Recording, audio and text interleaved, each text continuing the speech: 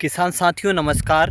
गेहूं की फसल में दवाइयों का छिड़काव किसान भाइयों को कब करना चाहिए।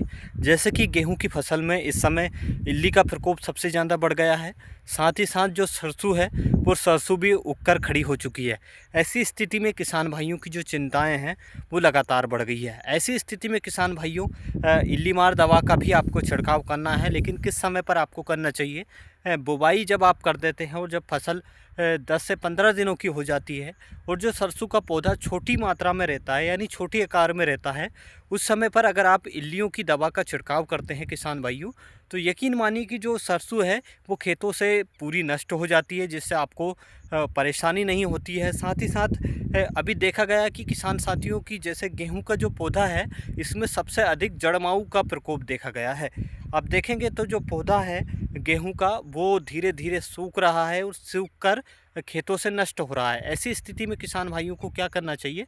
तो किसान साथियों मैं आपको बता दूं कि गेहूं की जो फसल है इसमें जड़ माहू का प्रकोप देखा गया है। ऐसी स्थिति में किसान भाइयों को इल्ली मार जो दवा आती है ईल की, इल्लीमार प्लस आपको जो सरसों की राई की बोलते हैं, राई दोनों का मिश्रण कर लेना है और प्रति पंप के हिसाब से, प्रति एकड़ के हिसाब से आपको उसमें छिड़काव कर देना है, जिससे कि जो है पौधा नष्ट नहीं होगा, इल्ली का प्रकोप उसमें नहीं लगेगा और कहीं ना कहीं आर्थिक नुकसान आपको नहीं उठाना पड़ेगा। गेहूं का जो पौधा सूख रहा है वो सूखेगा नहीं और आपको उसका नुकसान भी नहीं उठाना पड़ेगा। तो इस बात का विशेष ध्यान रखें कि गेहूँ की फसल में इल्ली का प्रकोप बढ़ गया है तो उसमें दवाई का छिड़काव किसान भाई समय रहते कर दे, जिससे आपको आर्थिक नुकसान नहीं उठाना पड़े। और इस बात का विशेष ध्यान रखें कि आपको दोपहर के समय ही जो है दवाइयों का छिड़काव करना है, सुबह से नहीं करना है, शाम के समय भी नहीं करना है। दोपहर के समय ही खेतों में जो कीटनाशक दवाई का स्प्रे अगर आप कर रहे हैं तो दोपहर के समय ही करें तो ज़्यादा बेहतर रहेगा।